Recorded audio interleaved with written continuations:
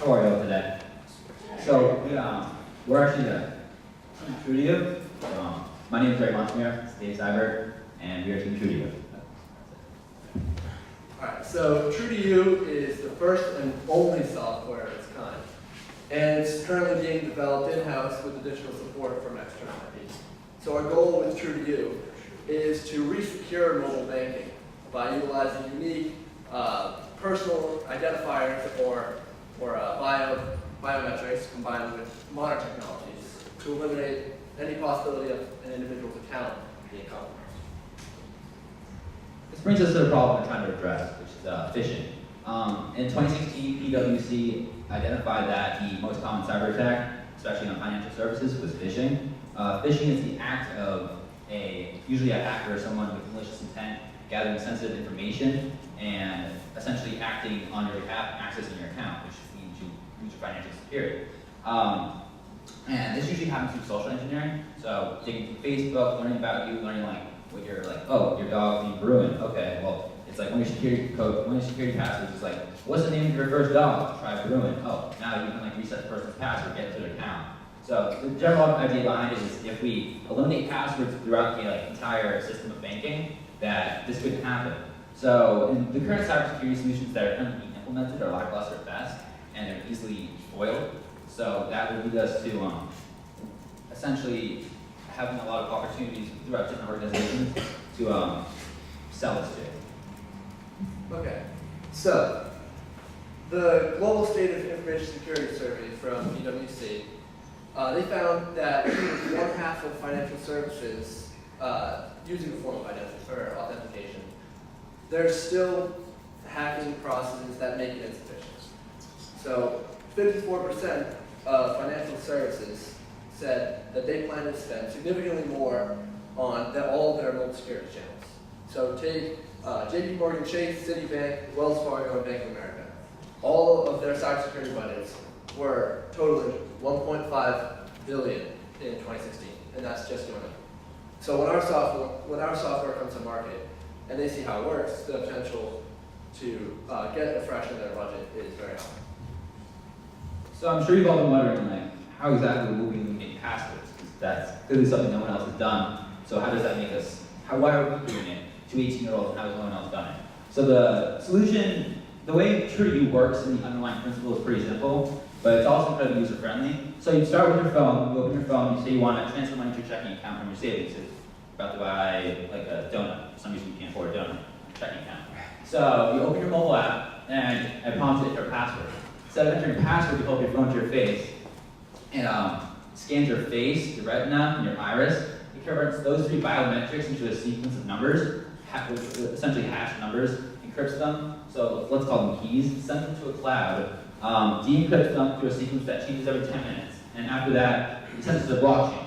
So with the blockchain, it essentially constantly is solving problems. It's a permission blockchain, so it's only within the bank, and it's only allowed to be accessed through the bank, so it prevents money laundering and terrorist organizations from having power over the bank. So it's a very important note, because a lot of public blockchains, there's too much power, they can decentralize it. So with permission blockchain, it's not possible.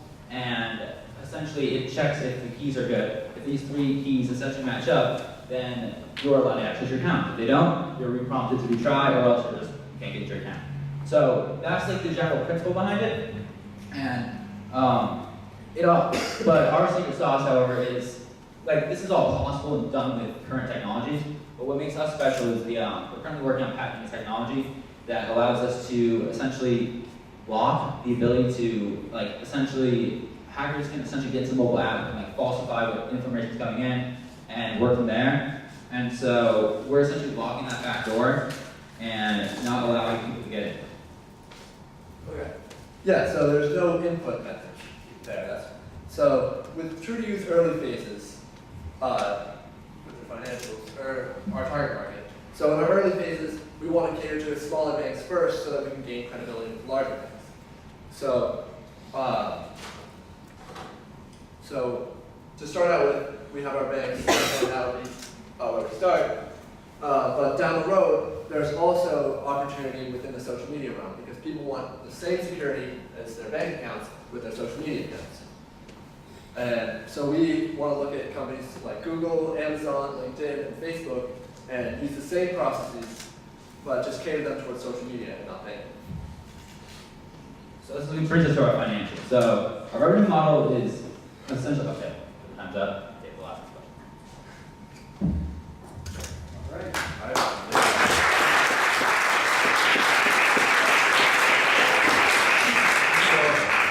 So I'll ask the first question. What is your financial model? Yeah.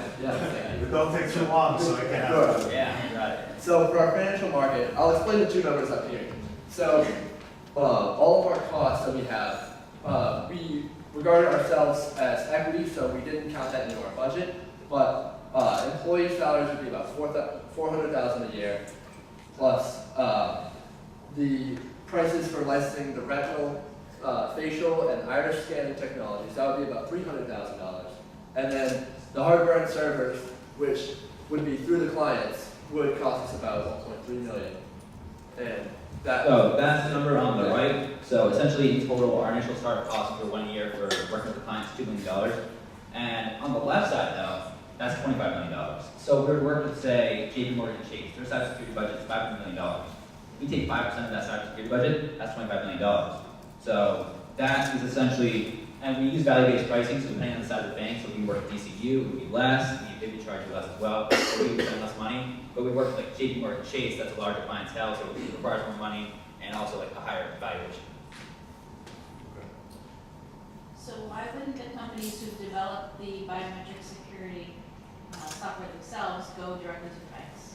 So the general idea behind it, and I touched on it earlier, didn't like it, I get it across apparently, was essentially when these, like when you put password into a bank, you can input the password, but one part of the issue with biometrics is when you hash them, hackers can essentially falsify, like say I'm scanning Dave's face, and say his face is 1, 2, 3, 4, I can act like I'm putting that into the app, and it's like, oh, 1, 2, 3, 4, and it's like, oh, you're welcome to come in, it's the correct answer. The technology we're working on patenting, we're working on this, is essentially it disables that like completely. Like you can't even put an input in, and the only way you can put something in is through the mobile app, through the banking app. So that's the general idea behind it. Right, but there's a biosecurity firm in Bedford Yep. that does a similar thing to this. Why would you license the technology from them, or you're developing it for yourself? So for the permission blockchain and the backdoor security, we're developing that in-house. But through the 3 biometrics companies, we're licensing them. Okay, we're on licensing. Yes. And so what's your thought on blockchain? Would you be on somebody else's, or would you be developing your own? Yeah, so we want to develop our own in-house permission blockchain, and the general idea behind it is for each bank, we develop their own, so we wouldn't have any power of the bank. And additionally, we have a 10-year contract with each bank, so each 2 years we upgrade their hardware. It's all built into the original cost, so it's not like we could have all control of the bank. And how would you market this to the banks? Honestly, networking. If we can get one couple small banks, we can like at lower decentralized cost, we can get our names out there, and people can start with us like, wow, DCU or all these other banks are like really secure. Then JP Morgan, Chase, Wells Fargo, all these big banks are like, well, what are they doing that we're not? Why is that attracting customers? So then they'll come to us eventually. Yeah. Go ahead. Would you start with the social media folks first, though? Honestly, not, because if Google picked up on it, Google would just probably build it, and then Yeah, okay. So is that, in the end, is the idea that you would be looking to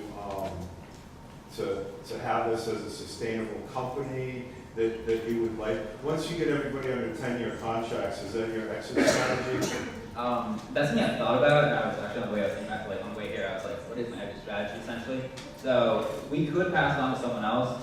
We're both pretty entrepreneurial, so it's kind of like pretty big us to put ourselves into a 10-year contract. We're pretty like we're bad at like 4-year contracts, like college and stuff. It's like wow, it's like a 10-year contract. But the general idea is if we, as we scale the business, we would ensure that if we were to leave, the business would continue to run. There would be founders, like there would be a new CEO. Essentially, as we keep going, we ensure there are people behind to keep it going. Oh, yeah, no, I'm talking about, do you want to stay forever, or are you looking to sell it out to, Probably instead not, of yeah. sell it to Google before they basically go and undercut you? Yeah, that would be nice. Most likely, if we could. The biggest thing behind this is the patentable technology. So if we can get that, and say someone wants to buy us before we get to market, they can do it better than us. Then we can work on something we'll do better than that. So yeah.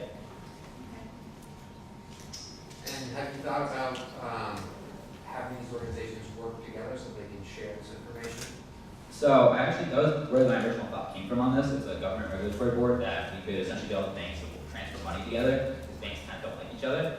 But the issue behind it is that creates I decentralize the ability that I have to do anything in this, and essentially leaves it in the hands of other people, like, because there has to be governing board to be sure the banks get along. The banks don't usually get along. They're like, I mean, they do through the Fed, but beyond that, it's like they have their money, we have their money. Like the way crash happens, banks will lend to each other.